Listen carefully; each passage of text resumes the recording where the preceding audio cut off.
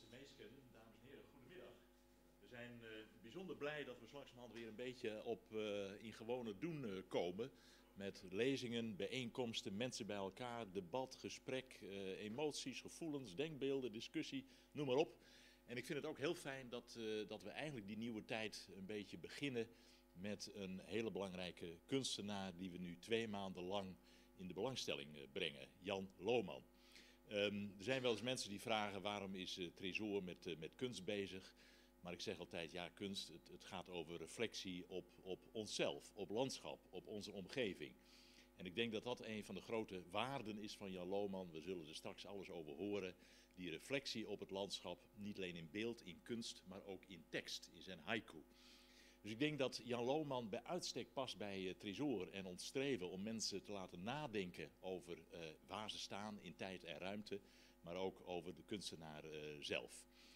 Vanmiddag de eerste van 2 lezingen die gehouden worden door Gerhild van Rooij, onze Lohman allesweter, zo langzamerhand Gerhild. 8 oktober dacht ik, of 7 oktober. 7 oktober is de tweede lezing. En volgende week hebben we nog voor een beperkt publiek een boekaanbieding. Maar ook dat zullen we streamen. Dus als u volgende week de boekaanbieding met alle haiku van Jan Lohman met Friese vertaling wilt meemaken, kijk weer even op de website van Tresor en dan kunt u ook dan weer met ons meedoen. Maar nu dus de eerste lezing in het kader van de Jan Lohman manifestatie door Gerhild van Rooij. En ik denk, Gerhild, dat jij zelf ons even inleidt in wat je gaat doen, het thema, en ons straks ook weer uitleidt. Aan jou het woord. Dank je, Bert. Nou, hartelijk welkom allemaal. Ik ben echt heel blij dat er publiek zit. Want ja, er zijn natuurlijk ook mensen geweest die hebben voor een lege zaal moeten streamen. Dat is minder inspirerend. En natuurlijk ook alle mensen die nu op dit moment thuis meekijken of van een andere plek, misschien wel buiten in het landschap. Je weet maar nooit met de digitale techniek van nu. En de mensen die ook later kijken. Ik ben blij dat ik jullie iets mag vertellen over Jan Lohman. Ik heb vanaf 2013 eigenlijk systematisch onderzoek gedaan. Eigenlijk allemaal naar deelgebieden. Zonder te weten dat dit daar ooit uit zou komen. Dat was puur uit mijn warmte en respect. En het geluksgevoel dat ik kreeg als ik zijn werk las. En als ik zijn werk zag. En ik vond het altijd al jammer dat hij vooral bekend is van 1 werk, wat natuurlijk wel een heel belangrijk werk is, wat ook echt staat voor hemzelf. Namelijk dat hij ook kan actie voeren en dat hij van het landschap houdt. Dat hij zich niet terugtrekt in een schulp als er iets aan de hand is. Dat hij ook goed kan samenwerken met andere mensen. Dat zijn ook allemaal aspecten. Maar ik wil even een anekdote vertellen om te beginnen. De eerste keer namelijk dat ik erop stond, jammer genoeg is hij er niet, was Hans Roelofs mijn eindredacteur. Ik schreef over kunst in de openbare ruimte in Smallingenland en Opsteland.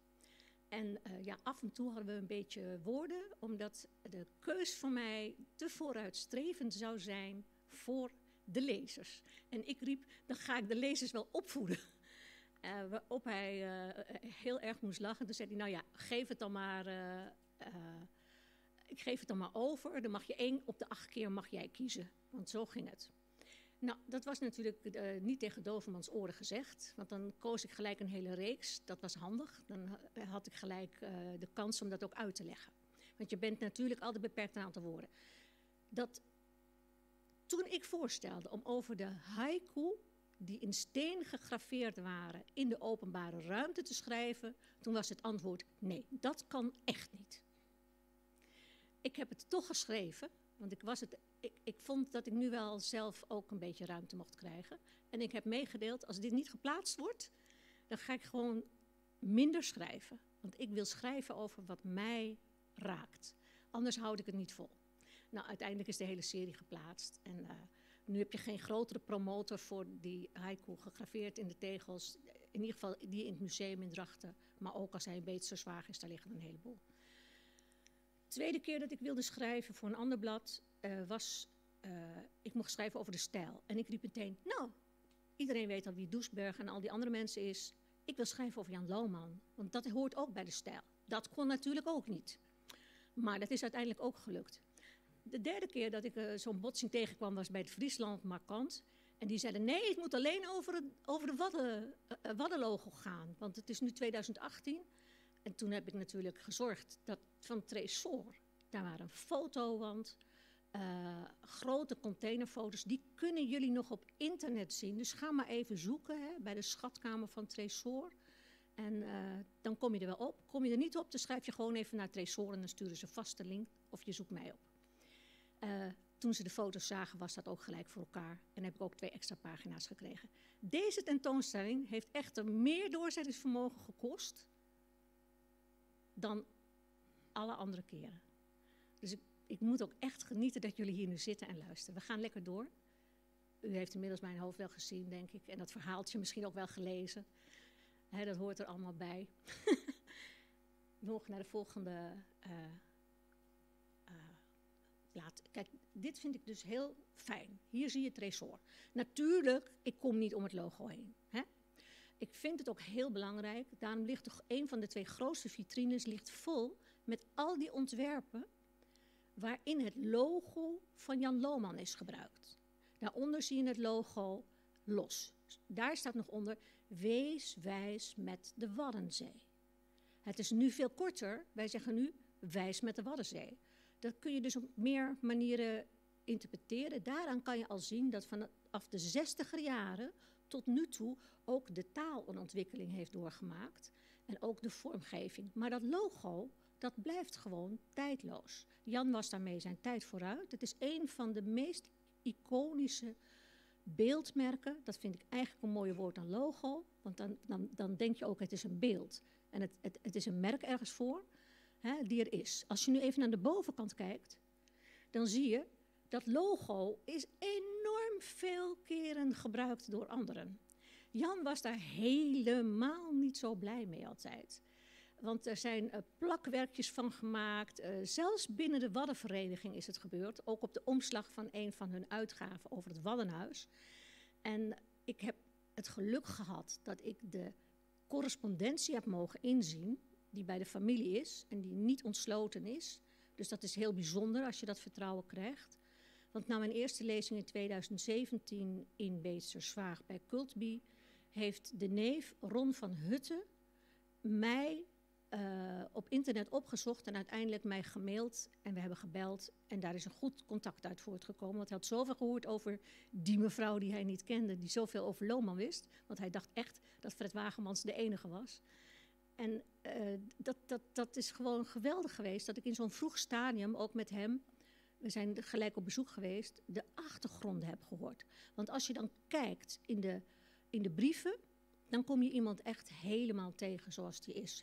Voor familie, zonder enig hoog ophouden. Want Jan Lohman was een heer. Je mag naar de volgende.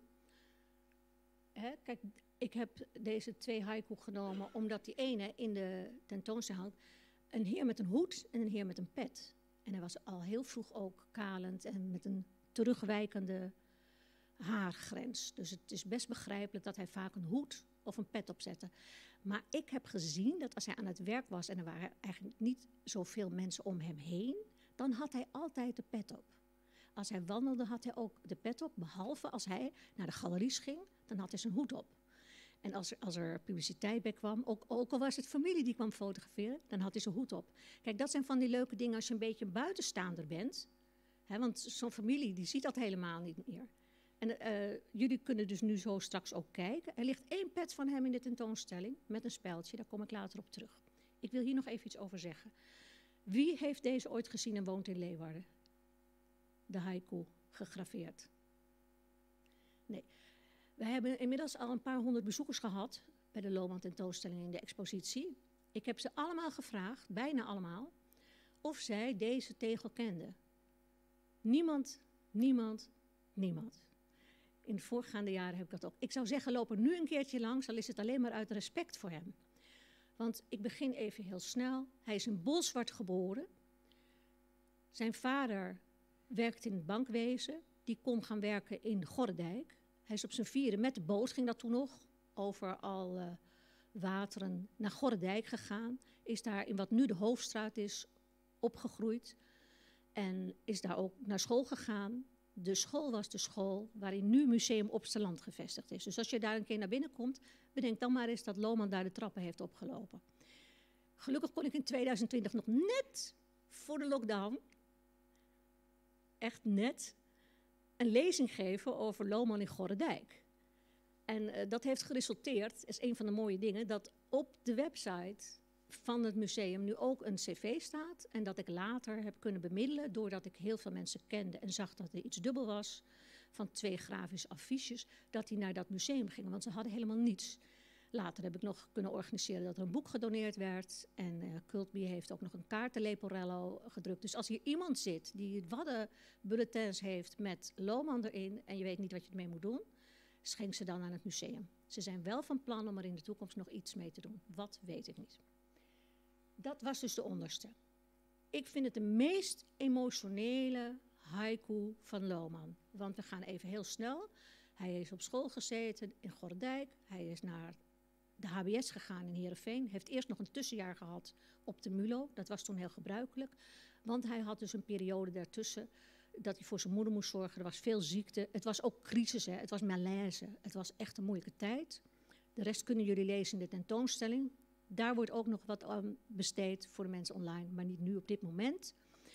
En hij was al heel jong naar Den Haag gegaan. Daar was hij onder de indruk van de stijl en van de Haagse school. Beide kanten zitten in zijn werk. Meestal wordt alleen de stijl eruit gelicht, maar jullie zullen zien dat beide kanten deel uitmaken van zijn werk. Trouwens, dat zie je ook in beide tentoonstellingen. En daarna was het oorlog en moest hij terugrijden op de fiets samen met zijn leraar naar Leeuwarden. En in Leeuwarden heeft hij de oorlog doorgebracht. Hij heeft nog wel de school afgemaakt, net voordat je als student je moest voegen naar het gezag van de nazi's. Dat heeft hij ook in talloze interviews gezegd. Dus dat was voor hem heel belangrijk dat hij dat niet had hoeven doen. En toen is hij daar in Leeuwarden in dienst gekomen van het kadaster. We gaan nu naar de volgende. Jullie hebben inmiddels die haiku wel gelezen. Dus die emotionele haiku ging over de Tweede Wereldoorlog die hij daar meegemaakt heeft. Hij was ook typograaf, hè? Dat vergeten we vaak. Maar dat was hij ook al in de oorlog. Hè? Dus dan spreken we voor 1945. Hè? Dus in die periode, het exacte werk weet ik niet, heeft Joost van Bodegom zo'n zakje bewaard. Er was Slolo-tabak, dat is ook een heel verhaal, ga ik niet op in. Maar ik denk dat dit het mooiste Slolo-zakje is. Want ik heb ook in andere musea en over de Tweede Wereldoorlog, ik heb overal nog gekeken of ik er eentje zag die daarmee vergelijking had. Maar dat was echt niet zo. Dit is echt een heel bijzonder item. Je ziet hem links en rechts. En Slolo is de afkorting van de mensen die het maakten, ook Lohman. Nu zie je in het midden, het hangt daar, het is zo klein, dus jullie zien het gelukkig wat groter. En kijk er goed naar, dan zie je 1 van de 4 etches die hier hangen, die Lohman in de Tweede Wereldoorlog gemaakt had. Stel je voor, hij heeft in zijn hele leven, hij was goed in tekenen en schilderen. Hij wilde naar de academie. Zijn vader vond hem verstandiger om een vak te kiezen wat paste. Hij was goed in de exacte vakken. Zo is het landmeter geworden. Hij heeft, toen hij in Delft zat, ook veel geschilderd. Grote kerkinterieurs. Die zijn helaas niet boven water gekomen, maar in de brieven zijn ze wel beschreven als cadeau aan zijn vader onder andere, met olieverf. Zonder dus echt les gehad te hebben, maar heeft wel les gehad van de vader van Drees. En hij heeft prachtig geschilderd in die tijd, volgens de mensen. Maar ik heb het niet gezien, dus ik weet het niet. Dit is het vroegste werk wat ik van hem heb kunnen traceren. En ik vind het heel bijzonder dat midden in die oorlog, waarin hij voor een deel heeft ondergedoken gezeten, ook op de plek waar nu de gasterij is, vlak onder Leeuwarden, met de weilanden, maar ook op een zolder in Leeuwarden, ook op zijn eigen zolder, dat hij toen etsles is gaan nemen bij Dick Ozinga. Dat was natuurlijk een formidabele man om les van te hebben. En er is ook een foto bekend, die is hier niet, waar Lohman in het atelier staat, in de deuropening bij Dick Ozinga, met zijn dan werkplunje aan. Eigenlijk zijn de meeste foto's van Lohman helemaal keurig aangekleed met overhemd en pak. En daar is dan wel een schort overheen. Je ziet hem niet in een slobbertrui of t-shirt of bloot bovenlijf, behalve 1 foto. Maar dat was privé in Indië. We gaan door naar de volgende. Dat is trouwens bij de Potmarge, dat kleine etsje. Daar hangen er ook nog van de Waag. En, nou, dus, jullie kijken straks maar. Hier, je zult denken, wat doet nou ineens dit? Want het is werk uit een later leven. Maar ik kom even terug op Slauerhoff. We zijn tenslotte in een literair instituut. Laat ik nou ook heel erg van Slauerhoff houden. Ik heb heel vergenoegd gelezen dat Jan Lohman, toen hij na de oorlog naar Indië ging, want hij had zich meteen na die oorlog ingescheept, hij is aangemeld als vrijwilliger, omdat hij iets wilde doen voor de bevolking in Indië, is toen vertrokken naar Londen met het schip. Op Trafalgar Square hoorde hij dat de Japanners hadden gecapituleerd. Hij heeft zich meteen uitgeschreven en meteen aangemeld voor de burgerdienst om te helpen het land op te bouwen. En is daarna ook weer landmeter geworden in Indië. Er zijn prachtige oude fotootjes van. Dat landmeten bleef hij dus doen. Dus hij ging van Leeuwarden gewoon terug naar zijn oude werk, maar wel in een hele andere omgeving. En dan zit je daar, ik weet niet of je dat kunt voorstellen, maar vroeger reisden de mensen minder. Dus zo'n reis was gewoon, het duurde langer. Je wist ook minder van dat land dan je nu weet. Wij kunnen gewoon googlen hoe het eruit ziet. Wij kunnen de wegen vast doen. En dan kom je daar in een land wat ook natuurlijk zeer geleden heeft. Hè? Dus als je een gevoelig mens bent, moet dat ook wel diepe indruk gemaakt hebben op Jan Lohman. En wat deed hij? Hij las 's avonds deze schrijver.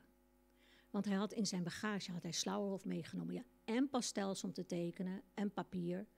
Maar dat wordt dus in één adem genoemd. Ik heb Slauerhoff, papier en tekenmateriaal. Dat was voor hem dus blijkbaar even belangrijk. En hij is zijn hele leven van Slauerhoff blijven houden.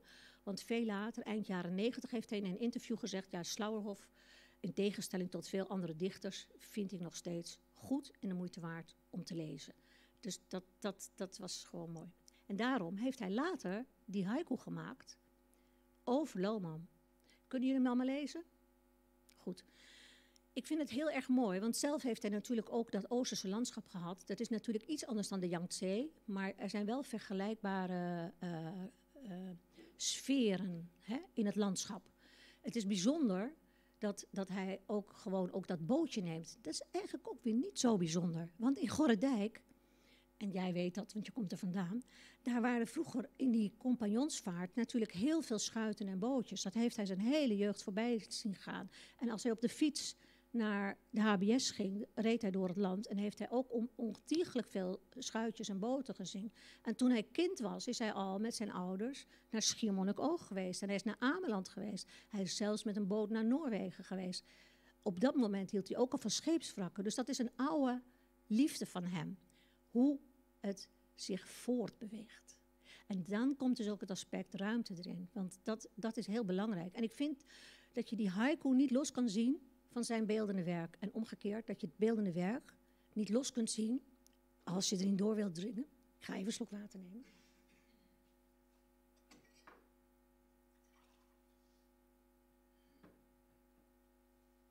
Ja, we kunnen het er niet eens uitknippen. Ja, en hij heeft natuurlijk ook, dus dan zie je die ruimte. Hè? De ruimte ook die het water biedt, maar ook de verte die dat biedt. En wat het in je hoofd ook aan ruimte geeft. Hè? Van wat, waarom, waarheen, wanneer, hoe. Dat zijn allemaal dingen die je dan door je heen laat gaan. Die tweede van het planetarium, je mag wel doorgaan, want iedereen heeft hem gelezen. Hij heeft natuurlijk ook eindeloos daar in die tropen naar die grote hemels gekeken. Hè? Je mag hem door. Hij mag naar de volgende. Oh, sorry. Ja, oh, sorry. Ja, oké. Dankjewel, Bert. Hier zie je dat hij schildert. En dan zie je dat schilderen, dat is nog wel figuratief. Maar als je heel goed kijkt, zie je toch een klein beetje, en het werkje hangt in de tentoonstelling, hè, dat als je dat pad bekijkt, dat is weinig doorwerkt. Dat is al bijna een soort vlak. En die hoeken en die vlakken en die vlakverdeling van het huisje met die goot, dus de keuze van hem voor deze compositie, verraadt al dat hij ook nog in zijn achterhoofd heeft wat hij van de stijl heeft meegenomen. Maar het is nog niet zijn eigen handschrift, maar je voelt het erin. Ik voel het er dan in. Daarnaast zie je dan een eigenlijk bijna prentbriefkaart, als ik zo oneerbiedig mag zijn, vlug getekend. Dat is ook maar zo'n klein schetsje, heel dun papier. Daarom hangt het ook niet in de tentoonstelling. Wij hebben de foto wel in de tentoonstelling, want het is gewoon te kwetsbaar. En wij hebben geen lumen, zoals jullie. Bij ons is het in het licht. Ga maar door. Bij ons, voor wie het niet weet, dat is Galerie Bloemenrijk Vertrouwen in Oudkerk. En hier is natuurlijk Tresor in Leeuwarden. Dit vond ik een prachtig beeld, want wij springen nu terug. Hij heeft zijn vrouw gevonden, zijn liefde voor het leven. Zij heet officieel Sophie Selma van Hutten. Zij werd door de mensen in Indië Deetje genoemd. En door heel veel mensen in Nederland met een Indische connectie, of die dat ook een mooie naam vonden, ook Deetje. Maar haar man, Jan, noemde haar Sjouk. En je ziet ook de naam van Sjouk, zie je straks terug op een ander ding. Dus ik heb overal gezegd Sjouk Deetje. Want dan kwam ik bij mensen die haar kenden als Deetje. En die zeiden, ja, dat Sjouk, dat is alleen maar Fries en dat moet niet. En hij is een wereldman. En dan kwam ik bij mensen die Sjouk waren en zeiden, ja, dat Deetje, dat is zo'n aanstellerij. Ze was toch, zo Indisch was ze nou ook weer niet. Ze was heel Indisch. Maar goed, dus ik heb dat zo opgelost. Dus ik spreek tegenwoordig over Sjouk Deetje. Dat vind ik dan handiger. Dit vind ik een heel mooi ding. Hij heeft dus ook linoleum gesneden en hout gesneden. Dit ligt bij de RKD. Je doet wat om iets te vinden. Ik weet niet hoe vaak ik er naartoe ben geweest. We weten allemaal zeker dat het ligt. De RKD ook. Het kaartje is zo groot op de foto. Dus het moet iets zijn van dit formaat. Dus echt niet groot. Dat is dubbel gevouwen met dat op de voorkant. Maar helaas, soms gebeurt dat. Het was niet te vinden. Het was niet te vinden in 2017, niet in 2018, niet in 2019, niet in 2020 en niet in 2021. Dus nu na 5 jaar geef ik het op. Het zal ongetwijfeld ergens tussen geschoven zijn. Maar ik ben wel blij dat ik het gevonden heb. Want ik vind het ook een typisch werk. Door die bijna al rotsachtige formaties, stenen. Dat gaat ook een grote rol spelen in zijn werk. Ik vind het ook gewoon een mooi ding. Nou, dan gaan we door naar de volgende. En Kunstzaal Binsbergen was een begrip in Arnhem. Daar heeft Jan heel veel kunstenaars ontmoet. Onder andere Peters bijvoorbeeld. En zo zijn er meer galeries. Vlasboom is later ook heel bekend geworden. En die hebben hem ook weer teruggebracht. En als je dus die mensen spreekt, sommigen zijn dus echt al op leeftijd over de 90. En dan weten ze even niet meer wie Jan Louwman was. En dan stuur je gewoon een paar artikelen. En dan zeggen ze, oh ja, dat was zo'n aardige man. Of ze zeggen, oh ja, dat was zo'n gezellige man. Daar kon je zo goed een glas wijn mee drinken. Ze hebben het eigenlijk nooit over zijn werk, hè? Al die galeriehouders. Ze hebben het eigenlijk alleen maar over hoe die was. Maar dat zegt ook wel iets over Jan, hè? Groot sociaal vermogen en sociale contacten. Die ets raakt voor mij, die is uit de jaren 60. Eigenlijk is hij dan dus alweer weg uit Arnhem. Dan is hij verhuisd naar Arnhem. Uit Arnhem naar Haren in de provincie Groningen. En dan werkt hij niet meer bij het kadaster in Arnhem, maar dan werkt hij bij het kadaster in Groningen. Later weer Leeuwarden. En Leeuwarden en Groningen gaan uiteindelijk weer samen. Maar daar houden we ons even niet mee bezig. Ik vind dit typisch zo'n werk uit die periode. En het is heel anders dan wat jullie net gezien hebben. En ik vond het ook erg leuk om te horen dat mensen zo verbaasd waren dat hij dit ook gemaakt had. Daarnaast zie je een ets die is speciaal gemaakt voor John Stoel. En John Stoel moet ik toch wel even heel erg bedanken, want die heeft veel foto's ter beschikking gesteld. John Stoel is zelf een formidabele fotograaf. En hij heeft eigenlijk Jan aan de camera geholpen. Dus toen Jan een tijdje zich niet zo goed voelde, toen heeft hij gezorgd dat Jan een camera nam en rondtrok en door het land ging. Hij heeft hem geleerd ontwikkelen en dat heeft Jan ook een tijdje gedaan, maar dat vond hij dan toch wel minder interessant.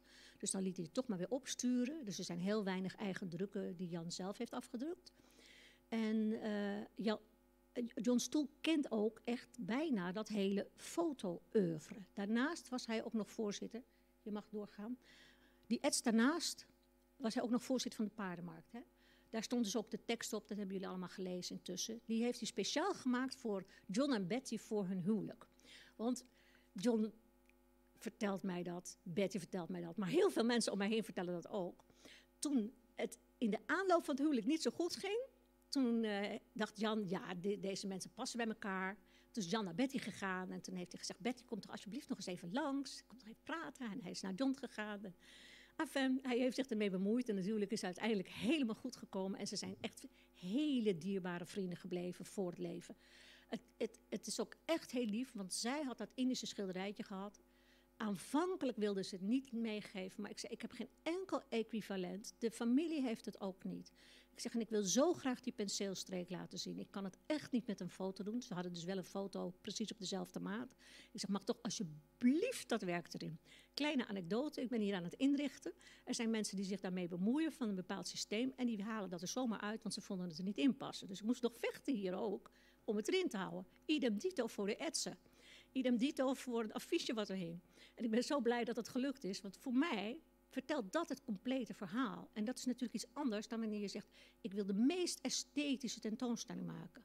Dat hier hebben jullie voor het eerst een biografische, beeldende en literaire tentoonstelling. En bij ons ook. En 1 + 1 is 3. Iedereen die dat gezien heeft, bevestigt dat ook. En het is fantastisch dat jij daarin mee bent gegaan, Bert. Dat het biografische ook een deel heeft gehad. Want het is hier ook een historisch instituut. Dit is ook zo'n prachtig voorbeeld uit de jaren 60. Een lino-snede. Daar heeft hij dan uiteindelijk een nieuwjaarskaart gemaakt van wat hij over had. Want hij was ook nog wel eigenlijk wat wij nu noemen circulair. Nou, je mag doorgaan naar de volgende. Dus dan krijg je een nieuwjaarskaart die eigenlijk al 45 jaar oud is. Hè? Dit is ook bijzonder. Jan heeft in zijn jeugd viool gespeeld. Hij heeft in zijn jeugd prachtig gezongen. Volgens een achternicht die dat van zijn zus heeft. Maar dat kan ik dus niet bewijzen, want er is helemaal geen opname of niks van. Maar zeker is dat hij een grote voorliefde voor muziek heeft. En dat had hij al heel vroeg. In een kranteninterview heeft hij gezegd, ja, als er een vleugel had gestaan in Huize Lohman, dan was het misschien wel de muziek geworden. Maar er was geen piano. Er waren wel krijtjes en karton. Die liefde voor muziek, hè, ik herken het direct. Dat was een van de eerste dingen die ik mooi vond aan het werk van Jan. Ik vind het zo mooi hoe de volumes zich tot elkaar verhouden. En hoe het ritme is in zijn werk. En dan moet je gewoon muzikaal zijn. Dat kan gewoon niet anders. En ik ben onder andere ook nog een oud danser. En dan hou je natuurlijk helemaal van de ruimte. Maar dan ben je ook heel gevoelig voor hoe, want dat heb je in theater ook, wat in het licht staat in een werk. Wat de aandacht krijgt. Ik kijk ook altijd anders. En ik vind het ook heel leuk dat ooit iemand tegen mij gezegd heeft, als je weet dat jij in het theater bent geweest, dan snap je jouw werk veel beter. En ik denk dus, als je weet dat Jan zoveel muziek gehouden heeft, dan snap je zijn werk veel beter. Het is ook nog prachtig dat we in dezelfde premières gezeten hebben achteraf. Je ziet hier Bruckner en Veldman. Voor wie het niet een begrip is, ga dan thuis even luisteren. En dan hoor je die twee kanten weer van Jan. Dan hoor je het ene kant hoor je bij Bruckner en de andere kant hoor je bij Veldman. Heel bijzonder is, dit grote affiche paste hier er echt niet meer in. Dat ligt bij ons op de vleugel. Dat mocht dus van de bruikleengever, want die kwam ermee aan toen de tentoonstelling eigenlijk al helemaal was bedacht. En dan kan je niet meer wijken. En daarnaast zie je een zeefdruk. Die zeefdruk die hangt hier. Voices and Instruments is een werk van Veldman. Kunnen jullie allemaal luisteren. Als je het luistert, dan snap je ook dit werk beter. Er is geen tijd voor om nu een stukje te laten horen. En bovendien vind ik het ook altijd lastig om ergens een stukje van te laten horen. Maar het is niet zo heel lang. Ga maar door naar de volgende. Die stichting Priem, daar werkte hij mee samen. Die heeft meer concerten gedaan. Maar dat was niet de enige samenwerking. Maar het is wel in Groningen ontstaan. Want toen hij in Haren woonde, kreeg hij heel veel contact met Groningse kunstenaars. En op een gegeven moment werd hij ook meegesleurd in het geheel van Ploeg, die een beetje ouderwets en niet vooruitstrevend waren. Ik zeg het heel netjes. En er waren een aantal kunstenaars die zich bijeenvoegden en die de boel eigenlijk wilden opschudden en een heel ander idee hadden. Dus wel daar zie je dus ook weer die twee kanten in. Want Lohman was ondertussen nog steeds die keurige landmeter die elke dag op dezelfde tijd de deur uitging, zijn werk deed en volgens de regels alles deed zoals het gewenst was. Met alle formaliteiten die erbij gemaakt hadden. Tegenover rechters zei van hoe dat moest met die ruilverkaveling, met de boeren en de rechtspraten. En tegelijkertijd was hij die losgeslagen kunstenaar die echt alles eruit wilde gooien wat hij erin had. En heel erg genoot van de contacten die hij had met al die mensen. En dat heeft hem ook veel gebracht. Dus hij was eigenlijk de oudste daar met een baan. Hè? die daar is uiteindelijk ook nog voorzitter geworden. Over nu kunnen jullie zoveel lezen, ik ga er niet te ver op in. Maar hij durfde dus ook best wel mee te doen met actievoeren. Terwijl heel veel andere kunstenaars die er later bij dit soort groeperingen betrokken zijn, dat die zich op de vlakte hielden. Want hun baan zou eens in het gevaar kunnen komen. Jan had natuurlijk ook wel in ieder geval naar buiten toe een heel groot zelfvertrouwen. En hij had ook de mogelijkheid om mensen voor zich in te nemen. En hij had ook de mogelijkheid om mensen tegen zich in te nemen, omdat hij zo erudiet was dat hij er niet tegen kon als iemand in zijn ogen een beetje dom was. Ik heb het verhaal gehoord van, ik zal haar naam niet noemen, van een kunstenaar die hem een keer geïnterviewd heeft. En toen ze het interview bracht, toen zei hij dat ze nog maar eens terug naar school moest. En het is niet geplaatst. Dus dat is ook Jan. Hè? Ik bedoel, ik ben niet dat ik hem alleen maar adoreer, voor het geval jullie dat denken. Daarnaast zie je dus die pet, waar ik het steeds over had. En dan zie je KNRM, de Koninklijke Nederlandse Reddingsmaatschappij. Heel belangrijk. Jan is toch best veel bezig geweest ook met de dood. En de dood door ongelukken. En de dood door rampen. De dood door ziekte minder. De dood door oorlogen. En hij heeft heel veel gedoneerd. Ik spring even vooruit. Hij heeft later met zijn vrouw de Paardenmarktstichting opgericht. Om het werk van hem in onder te brengen voor een deel. Met de revenue van de verkoop van het werk heeft hij van alles gesteund. Er staat een hele vitrine met boeken. Maar ja, dat is niet alles, want dat past er niet allemaal in. Maar dan heb je toch een beetje een indruk, hè, als je de ruimte rechts binnenkomt. Onder andere het Schiermonnikoog woordenboek. En ja, ook allemaal historische dingen. Maar ook veel boeken die te maken hebben met de oorlog. Ga maar even door. Jij ziet hem daar. Je zag ook dat hij daar ook weer over muziek had. Hè? Nu over Bruno Moderna. Ook een geweldige componist. Even om een indruk te geven. Van Groningen, Haren, ging hij begin jaren 60 naar Beesterswaag.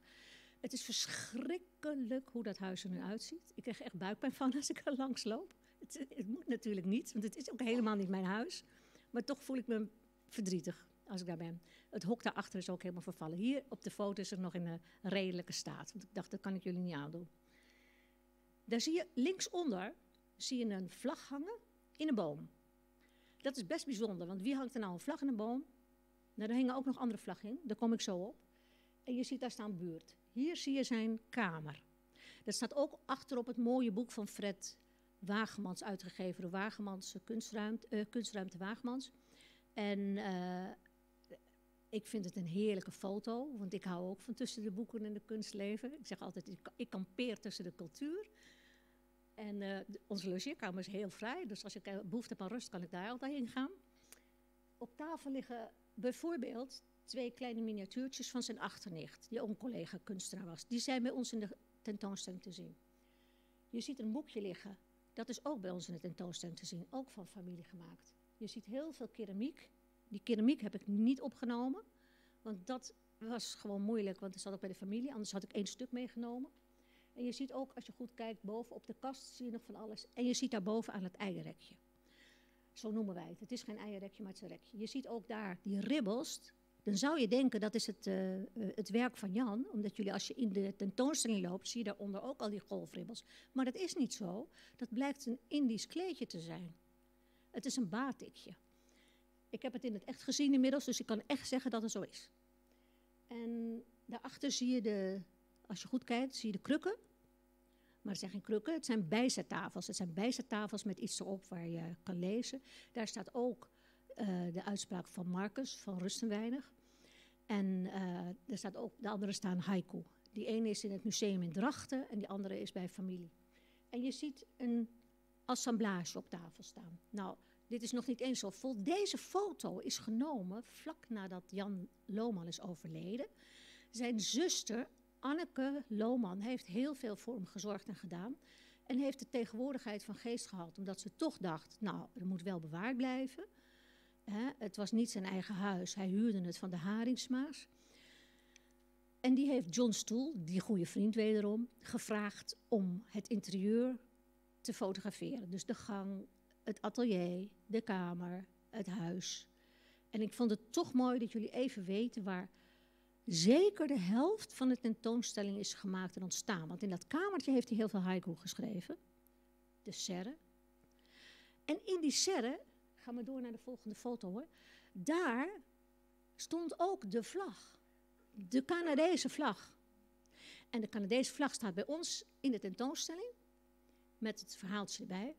Die Canadese vlag hing hij altijd op 15 april op in die boom, want de boom is namelijk dichter bij de weg dan het huis. Dus er zit wel een vlaggenstokhouder, maar die is nooit gebruikt. En nadat Jan is overleden, heeft Joost van Bodegom, burgemeester, opdrachtgever voor de gemeente en later goede vriend. En ook deelde zij een Indisch verleden, want hij komt uit Indië, heeft in de kampen gezeten daar met zijn moeder. Dus hij vlakbij alles meegemaakt. Dus ze hadden ook daar naast het hele Beetse Zwaagse en omgeving, zeg maar het Opstelandse, met ook prachtige natuur natuurlijk, hadden ze dat gemeen. En hij hangt nog steeds op 15 april voor Jan Lohman de vlag. Dus sinds 2006, dat is nu 15 jaar geleden dat Jan Lohman is overleden, hangt hij die vlag uit. En hij denkt erover om de vlag te schenken aan Museum Opsteland in de hoop dat dat museum de honneurs dan waar zal nemen en het ook zal blijven doen. Het feit dat die vlag vlak bij zijn werk stond. Ja, want de foto is genomen in december.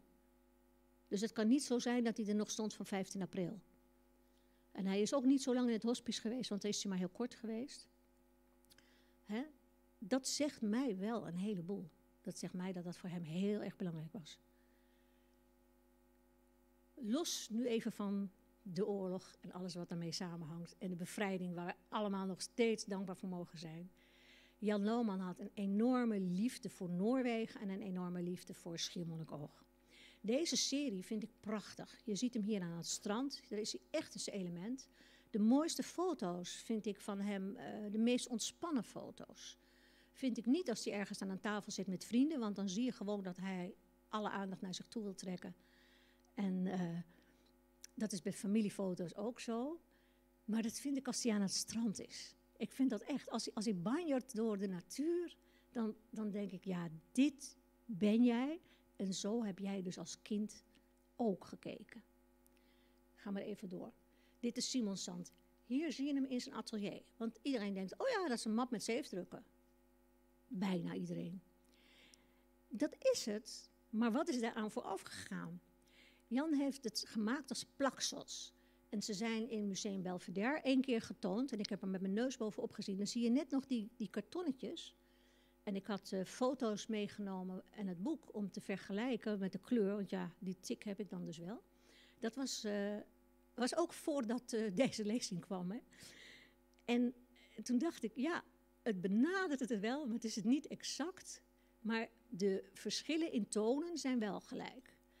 En dat heb ik met elk plaksel gedaan. En er waren ook plaksels waar geen zeefdruk van gemaakt is. En dat is dan natuurlijk heel mooi en interessant. Maar als je dat fotografeert kun je niet de kartonnetjes zien. Dus het had geen zin om die hier in deze presentatie erbij te voegen.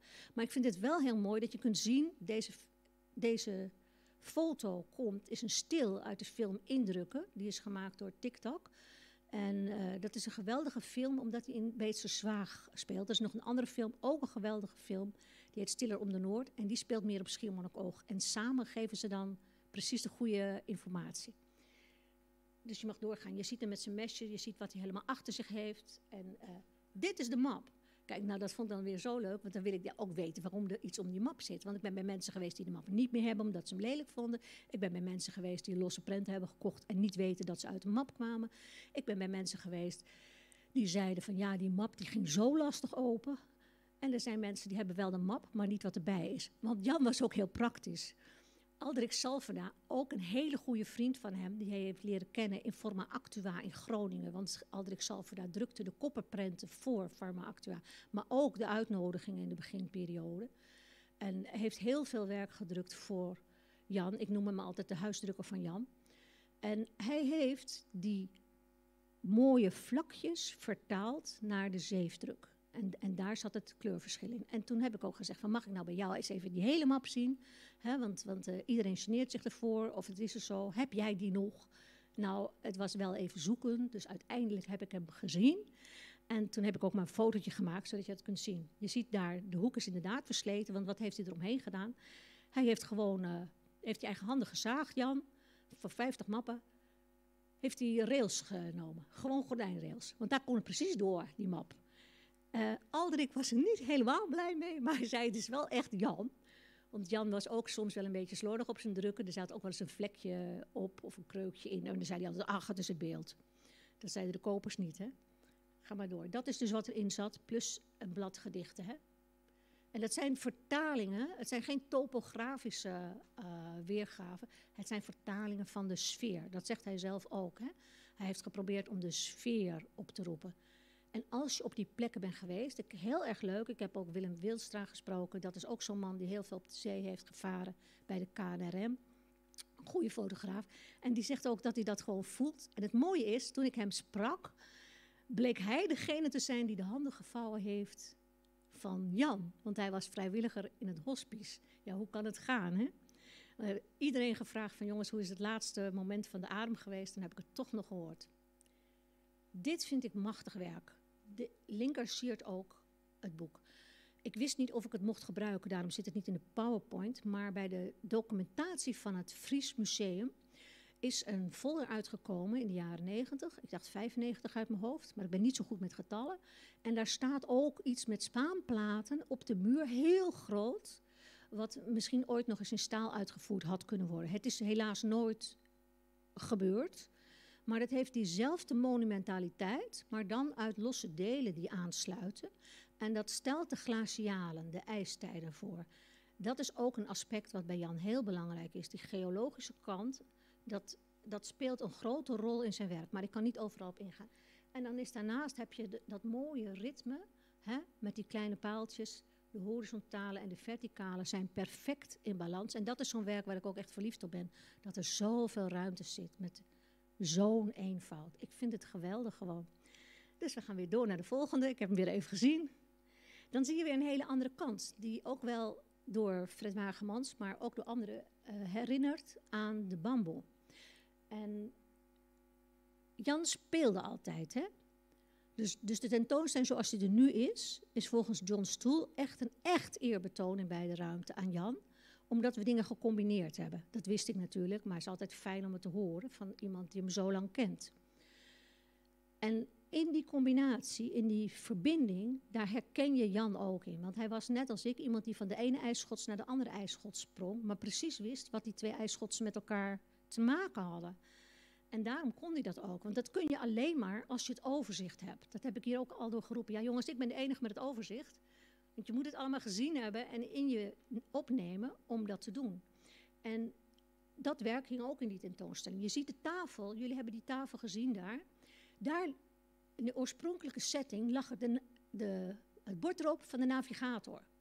De navigator is het wrak bij Schiermonnikoog, in de buurt van paal 14, om het even wat simpel te zeggen. En daarbij, in dat gebied, heeft hij zich ook vaak begeven, is veel werk op geïnspireerd en uiteindelijk is ook daar zijn as uitgestrooid. Bij dat wrak, de navigator. En in die vorige serie die je net zag met die 6, daar zat ook dus eentje die heette paal 16. Dat was toen de verste paal van het eiland. En daar zat ook de navigator in als beeld. En dan is de navigator is dat stuk strand. Hij komt nog terug, of zij komt nog terug, de navigator.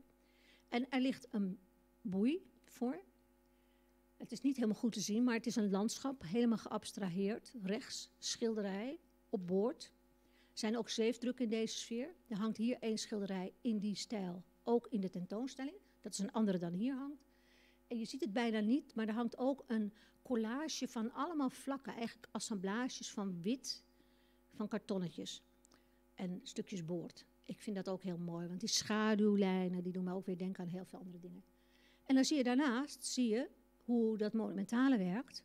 Want als ik zeg dat de foto's, die zijn allemaal 60 hoog, dan kun je ongeveer voorstellen hoe groot die muurschildering is. Die heeft hij uit laten voeren door zijn overbuurjongen in de galerie. En dat is meerdere keren gebeurd. Het is allemaal overgeschilderd, het is niet meer te traceren volgens de mensen. Frieslandbank is het allemaal afgestoken. Daar heeft er ook een in gezeten, de koepel, die een tentoonstellingsruimte was. En deze is in Beesterswaag. Maar dan zie je dat hij daaronder heeft een hele grote fotoserie. Die hebben wij niet opgenomen. Dat zijn 4 foto's, alleen maar van de bloembolbladen. Van de losse, de tulpenbladen. die kwamen op hopen. En hoe komt het dat hij bij dat onderwerp is geweest? Zijn lieve zuster Anneke had een zomerhuis in Noordwijk. Daar verbleven ze ieder jaar een paar keer samen. En dat was natuurlijk in die Bollenstreek. Dus daar liep hij ook altijd te fotograferen. Dus veel foto's blijken ook uit die omgeving te zijn. En het ging hem dus om het spel in ritme en met de kleuren. Maar het is niet zomaar dat die foto's daar hangen. En dat is iets waarvan ik hoop dat mensen ook veel meer gaan nadenken. Als je het werk van Jan bij elkaar ziet, ook op foto's, bedenk dan eens waarom. Zelfs de familie had het niet bedacht. Het is zo belangrijk om een kunstenaar te begrijpen als hij samenhangen maakt. Waarom? Wat erachter steekt. En dan zet Jan je ook echt aan het denken. Want wat ligt daaronder? Er liggen allemaal kleine plaatjes. Die zijn van emaille. En daar staan namen op. Dat zijn namen van drenkelingen die begraven zijn op de begraafplaats Vredenhof. Vredenhof op Schiermonnikoog is een prachtig initiatief. Daar zijn mensen uit de Eerste en de Tweede Wereldoorlog van beide zijden, Duits en Nederlands, maar ook Amerikanen en Engelsmannen. En soms helemaal nog onbekend. En soms pas later is hun naam bekend, zijn daar begraven. Jan vond het eigenlijk maar niets dat daar een metalen plaatje lag, alsof je een naamdeurplaatje had. Hij vond eigenlijk dat iedereen een steen moest hebben. Dat hoort daarbij. Een waardiger graf. En dat is uiteindelijk ook gebeurd. Hij heeft met de beheerder daarvan gesproken. Sietse van der Meer heeft er een prachtig boek over geschreven. Als jullie dat ooit nog doen. Is ook nog naar het Duits vertaald. Staat ook een haiku in. Die heb ik hier niet opgenomen. Maar die kunnen jullie vinden in het boek wat volgende week uitkomt. Daar zijn ze gebleven. Is de boodschap. Hè, dat ze dus uiteindelijk een rustplek hebben gehad. En Jan heeft daar eerst een tegel voor ontworpen. Want zo noemt iedereen. Dus een hardsteen met die haiku erin. En op alle graven staat een gelijkvormige grafsteen nu. Die plaatjes, die werden natuurlijk niet weggegooid. Want Jan was circulair en er zat een geschiedenis aan. En omdat dus die gravenplaatjes daar liggen, daarom hangen deze foto's daarboven. En daarboven, dat is dan een magnifiek groot uitzicht eigenlijk op de ruimte. Daar mag je dus gewoon bij wegdromen. Ik vind dat prachtig, die verbinding. Ik vind het echt prachtig. Wij hebben dus de foto van dit geheel hebben wij in de tentoonstelling staan, omdat we niet de losse... Als je moest kiezen tussen de losse foto's en dit verhaal, is dit echt een mooier verhaal om te vertellen. We mogen door naar de volgende. Kijk, hier staat hij in zijn atelier. Hij staat even te kijken wat hij gedaan heeft. Je ziet hem, hij heeft iets uitgesneden en hij bekijkt dat. En daarboven zie je hoe hij met de liniaal de frisselines maakt. Want in de tentoonstelling hangen ook heel veel frisselines. Ze hebben ook weer allemaal verband met onderwerpen die hij eerder had. Je ziet er ook het nautische in, je ziet er het landschap in. Je ziet er ook de geometrie in. Je ziet er zijn mooie gebogen lijnen. Ze zijn er met inktstrepen, met vegen, met viltstift, met potlood, met haiku erin, in pennen met haiku erin, met potlood. Soms een combinatie van al die strepen en dat. Ze zijn er in zwart en wit. Alleen maar grijstonen, ze zijn er in kleur, ze zijn er in kleuren grijs en wit. Ze zijn er met krantenknipsels eruit, met kalligrafie. Er zijn heel veel soorten. Ik heb geprobeerd van elke soort iets uit te kiezen. Dus als het goed is en jullie hebben beide tentoonstellingen gezien, dan heb je alle voorkomende uitingen gezien. En ze zijn er van 10 bij 10 tot 60 breed. 60 hoog, sorry. Je ziet dus, hij kijkt in zijn tuin. Daarnaast, ik vind dat zo mooi, dat je zo'n klein stukje ziet. Dat is echt maar 10 bij 10, hè? Dat is kleiner dan mijn hand. Maar wat een uitdrukking heeft het. En dat is ook een van de grote, geweldige dingen. Klein werk is groot, nog steeds majestueus. Groot werk is klein, nog steeds iets waar je oog naar trekt. Dat is toch echt een bijzondere kwaliteit. Ik heb heel vaak als ik werk groot zie dat ik denk, nou, ik vind het klein toch mooier. Als galeriehouder en als schrijver. En van kinds af aan al op mijn eentje naar het stedelijk, omdat ik zo nodig kunst moest zien. We woonden er ook niet zo ver vandaan hoor. Heb ik heel veel gezien, ook later op mijn reizen. Ik heb eigenlijk bijna geen kunstenaars gezien die die kwaliteit hebben over zo'n lange periode. Ik vind het ook onbegrijpelijk dat Jan niet is doorgebroken internationaal. Maar ik denk ook dat het met zijn persoon te maken heeft dat hij niet echt een PR-machine erachter had. En dat vind ik ook weer heel charmant. Maar ik hoop dat jullie het allemaal nog uitdragen aan kinderen, kleinkinderen, buren enzovoort. We gaan door naar de volgende. Hier zie je dus dat verschil. Die bovenste, die is maar 13 centimeter hoog. Even gewoon om een indruk te geven, maar die kun je net zo goed 2 meter denken. Heel mooi hoe die structuren daarin werken. Die onderste, die is ook niet groot, maar die is wel iets groter. Nou, die andere tweede spreekt voor zich, hè. En daarboven zit hij. Want hij heeft dus net al die stukjes viseline, die had al gekleurd, die heeft hij uitgelegd. Je zag dus inksporen op zijn tafel. En dat is de zogenaamde hot press techniek die ook Werkman gebruikte. En daar is hij ook mee in contact gekomen doordat hij goed bevriend was met de dochter van Vie Werkman. Ik heb gezegd, let even op met die vlag met buurt. Hij had, toen hij in Beetse Zwaag kwam, een galerie. En daar heeft ook Vie Werkman mogen exposeren. Samen met heel veel anderen. En deze techniek is ook weer overgenomen door heel veel anderen. Het is zo dat hij het echt onder de aandacht gebracht heeft. Het is niet helemaal een nieuwe techniek. Die vliseline is het spul waarmee vroeger de boordjes en de kleding van de colbertjes, maar ook van de dames, heel veel versterkt werd. Dat kun je allemaal opzoeken op internet. We gaan door naar de volgende. En dan, dus vanuit die hele zachte materie van de vliseline en het plakken, hij heeft veel meer geplakt. En veel meer gecombineerd. En dat wil ik hier gewoon even laten zien. Die N is even nog een verwijzing naar zijn typografische kant. Hè? Dat je weet dat hij niet alleen dus de Slolo tabakzak had met heel mooi oud-Hollandse letters. Maar ook zo. Dat is een van de logo's die hij gemaakt heeft. Daaronder, je kunt het niet zien, maar het is een plaksel. Maar ik heb het opgenomen omdat het schilderij wat eraan verwant is, hier aan de muur hangt. En dat is wel een logo geworden ook weer. Voor de Eemsmond. Je ziet het er gewoon omheen. Hè? Daarboven zie je dit zijn plakwerk ook. Daaronder zie je ook zijn plakwerk. Wat heeft hij boven gedaan?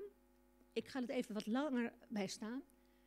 Je ziet daarin bogen, geometrische vormen, maar je kunt er ook schepen, je kunt er ook poorten, je kunt er ook architectuur zien. Je kan er van alles aan zien. Je kan ook gewoon kijken naar de ruimte. Dit stuk wat je ziet waar die gaten in zitten, die 4 lege stippen, zeg maar, dat komt ook voor in foto's. De vlakken zijn geknipt. Dit soort vlakken vind je ook in ontwerpen voor kleden die hij heeft gemaakt. En die vormgeving is ook bijna niet meer getoond. Die is vaak maar 1 keer getoond of zelfs helemaal niet. En daarmee bouwt hij zich een compositie die ook taalverwant is. Want in het ene staat dat er een B zit en in het andere staat dat er poorten zitten. Daaronder, dat is een heel bekend werk, daar zie je dat zand wat wegloopt. Dat komt in een heleboel drukken voor. Je ziet de golfbewegingen. Dan denken jullie natuurlijk weer aan dat logo.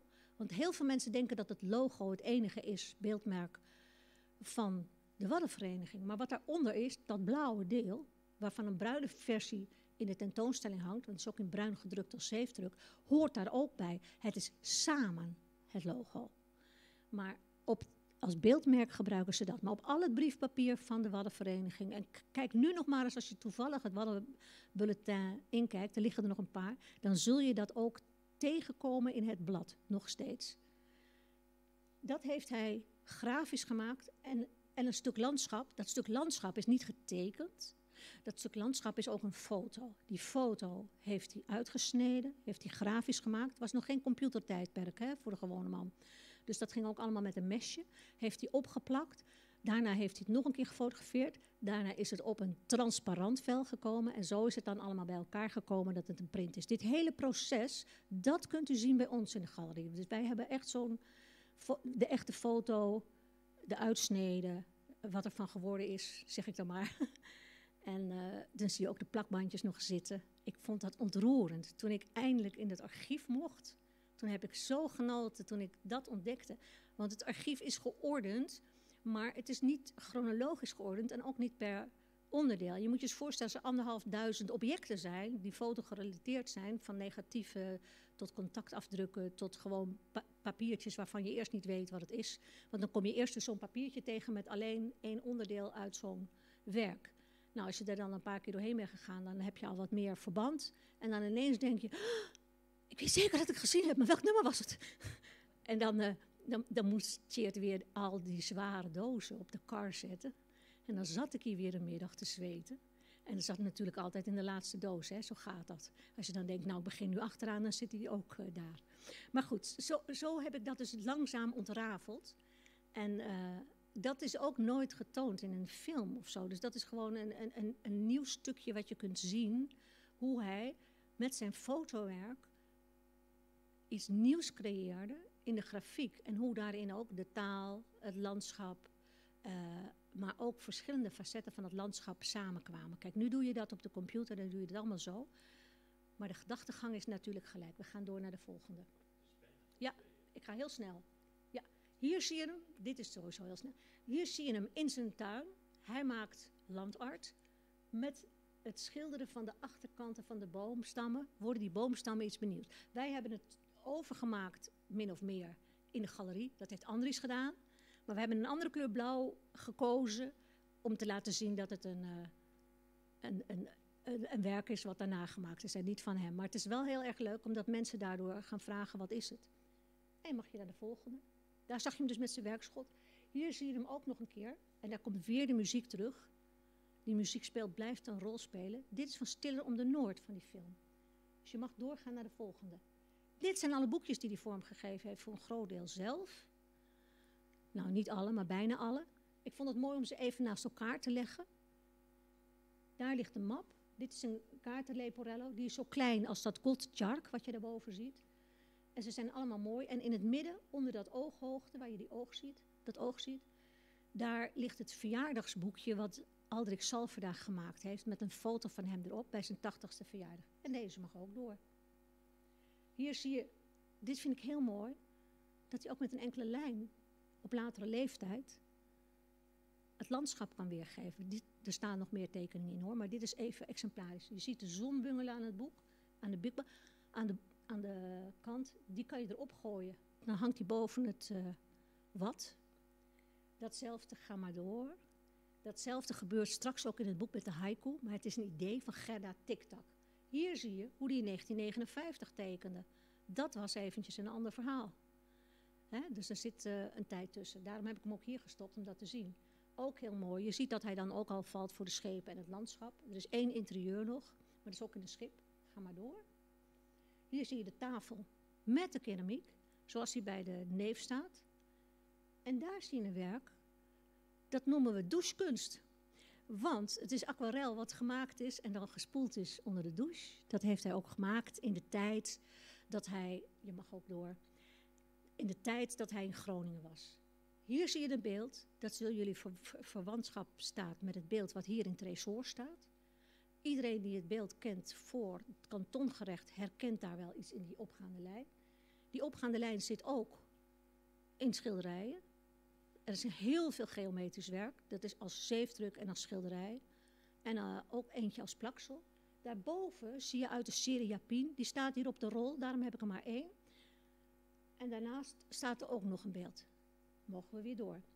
Die serie Japin zit op de hele rol. Dat is een 7-delige serie. En daarvan was die ene die ik neergezet had geweven op 1/2 voor de verjaardag. Dat Jan 80 werd en dat vierde met de andere kinderen. Daarboven zie je ook nog steeds zijn bezorgdheid. En het plak- en knipwerk, als ik het nu even zo mag uitdrukken. Daar herken je vast wel weer dingen in. Palen, vogels. Die jerrycan bijvoorbeeld, die hangt bij ons als zwart-wit foto. Heel groot, 50, 60. Dat is even een indrukje. Als je goed kijkt, zie je daar ook weer dat eierrekje wat je op het boek zag, maar nu op de tafel. Deze 4 zijn heel bekende werken. We gaan door. Portret. Deze serie, die haakt aan zijn zorg ook om het wat. De middelste staat afgebeeld nu als een collectors item op de sweater die de Waddenvereniging heeft uitgegeven. Dat had eigenlijk in 20 gepresenteerd moeten worden, omdat het dan een jubileumjaar was. Maar dat is natuurlijk net als alles, is dat een jaar doorgeschoven. En daaronder zie je ook nog dat als mensen wat meenemen, ze me allemaal willen vertellen dat dat Waddenlogo zo belangrijk is, dat ze dat hebben. Ik ben bij zoveel mensen op bezoek geweest met een uniek werk die het Waddenlogo hadden als poster. Dus het is echt niet te tellen, jongens, niet te tellen. Ik heb natuurlijk altijd gezegd dat het fantastisch is. En dan heb ik ze altijd die foto laten zien, want dat is de basis geweest waaruit het is ontwikkeld. Dat is ga maar door, dat is een schabloon. Hier zie je het logo van de paardenmarkt, dat hangt ook allemaal hier. Maar je ziet dat het op zichzelf staand ook een prachtig werk is. En als je nu nog even terugdenkt aan de KNRM, dan zie je dat ook. En er is een verwantschap eigenlijk in de vormen van de boomstammen. Joep, we gaan weer door. Hier zie je hoe verschillend De grote schepen zijn weergegeven. En daar zie je weer die 4 gaatjes. En ik vermoed, omdat ik in de aantekeningen heel veel blaadjes heb gevonden met van die geperforeerde gaatjes, die ook zwart zijn gemaakt. Dus niet hier in Tresor, maar wel op andere plekken, dat het misschien wel een zwart gemaakt blad is of omgekeerd. Maar dat kan ik natuurlijk niet met zekerheid zeggen. Maar de vorm lijkt zo op wat ik steeds tegenkom. In het midden zie je dat hij ditzelfde met vlakken heel zacht heeft gedaan. Dat is ook weer een heel klein werkje van 10 bij 15. Die ligt in de tentoonstelling. En daar zie je ook dat de haiku er ingeschreven is, meegaand met de vorm. Soms staan ze ook echt op een rijtje. Je mag doorgaan. Deze zijn, want Noorwegen moet ook even aan de beurt komen. Hè? Deze horen ook wel tot mijn favorieten. Het is allemaal ontstaan in dat grote Noorse landschap waar hij ieder jaar naartoe ging. En waar hij het veel rustiger vond op een gegeven moment dan een Schiermonnikoog. En dan gaan we nog 1 keer door. Dat is natuurlijk ook datzelfde landschap waar ook de haiku in staat met een foto ernaast. Een vergelijkbaar werk ligt in de vitrine. En natuurlijk is de ruimte daar nog veel leger dan hier. Je mag doorgaan. Dan zie je ook die mooie structuur. Deze staat hier, daar wil ik even iets over zeggen. Want ik vind het geweldig dat het doorgedragen wordt, het werk van Jan Lohman, door de jonge generatie. Anne-Vie Salverda heeft 2 haiku vormgegeven. Deze is Zwervende Vogels. En daar heeft ze het hondje getekend wat de vrouw van Jan Lohman altijd had. En waar later Jan Lohman mee liep. En het hondje had een prachtige naam. Ze was van hoge afkomst. Gwendoline, prinses. Hier zie je een inkijkje in onze galerie, met jou erbij.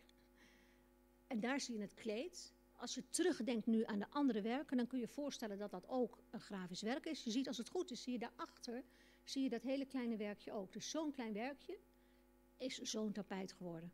Even om dat te laten zien. Rechtsboven zie je dat de foto hangt van de Wassermanbunker. Die heeft hij ook een hele serie van gemaakt, wat natuurlijk ook weer oorlog gerelateerd was. Prachtige zwart-wit foto's. Wij gaan door. Hier zie je hem nog een keer spelen met de verschillende materialen, hoe het hout is. Hoe ook in steen de golfribbels terugkomen. En je mag doorgaan. En hoe hij met een paar simpele blokjes hout een werk weergeeft. De IJzeren Poort, oudste gebied, ouder dan de Donau, waar een doorbraak was in het landschap. En daarin zie je ook dat die geologie en de geschiedenis gewoon eigenlijk van onze planeet hem altijd bezig hield. Je moet net weten wat het is, want de mensen die het bezaten wisten ook niet echt precies wat het was. Dus dat is ook mooi. Ik heb heel veel mensen kunnen vertellen wat hun werk betekende, waar het in stond. Dit is een van de vele schilderijen die beïnvloed zijn door de ruilverkaveling in zijn omgeving. Deze hangt bij het Fiske. En daar zie je, want we moeten natuurlijk ook nog even teruggaan naar de geodesy. Die foto hangt bij ons. Het buurmeisje staan in Fries kostuum met de jalon. Als je goed kijkt, wit-rood. Bijna iedereen gaat eraan voorbij. Dus wij hebben nu een jalon gekocht om hem erbij te zetten, zodat mensen het weten. Ga maar door. Dit is in Noorwegen. Dat is de dubbele haiku. De tweede ligt in Schiermonnikoog. Ga maar door. Daar staat hij in het Noors en in het Schiermonnikoog. Dit is nog zo'n grote installatie die gemaakt is van allemaal schepen over de hele wereld. Met de namen daarin, op hardsteen erin gegraveerd. Moet je maar eens langslopen in het Schiermonnikoog. Dit is het beeld waar de maquettes van staan. Heel fijn dat we die van het gemeentehuis mochten lenen. Nog fijner dat we er nog een paar andere voorstudies van hebben. Het is een heel mooi geheel. En daar zie je ook de liefde aan de stenen. Want kijk eens, die stenen liggen in het park. Die steen is die steen die voor het gemeentehuis lag. Hij mag door, want het gemeentehuis heeft dat gehad. Hier zie je hoe eigenlijk de op acrylaat geplaatste haiku moeten liggen. En daar zie je hetzelfde ontwerp van het serie Japin ook. Ga maar door. Maar nu als vorm erop. Hier zie je de loper. Als jullie binnenkomen, op de loper heeft op zijn kist gelegen. Is geweven voor Jan Lohman met zijn haiku. Op zijn verzoek voor zijn 80ste verjaardag. De rest spreekt vanzelf. Dat is een Nagelen. Natuurlijk een verwantschap met de stijl. Daar zie je hem in Beetse Zwaag met een tegel. Hier zie je, waar ik het over had, dat gebied van de navigator. Ik voel het ook echt zo daar. Dus als je er geweest bent, ben ik benieuwd of je het ook vindt. Dat is een aantekening uit zijn kladblok. Dit is ook nog een project wat hij met kinderen gedaan heeft, want dat heeft hij ook nog gedaan. Ze hebben allemaal een blokkendoos gekregen. Ga maar terug. En het is door 4 verschillende leeftijden ingegaan. Het was een geweldige spreker. Niet alleen bij de landmeters, maar ook voor het publiek en ook bij anderen. Hij heeft ook veel tentoonstellingen geopend. Mag ook door. Je ziet hem daar staan. Iedereen luistert ook echt.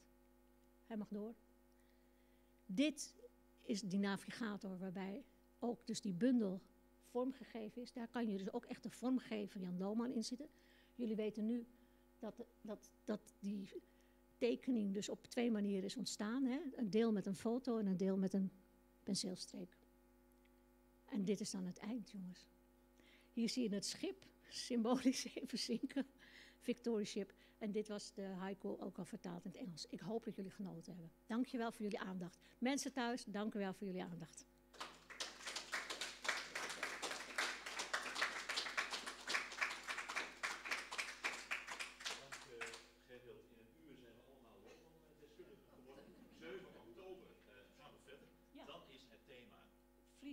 Het Friese landschap in het werk van Jan Lohman. De betekenis daarvan ervoor. En iedereen van harte uitgenodigd om nu beneden naar achteren de tentoonstelling te bekijken. U bent uitgenodigd. Ja. En de rollen in de studiezaal. Oh ja.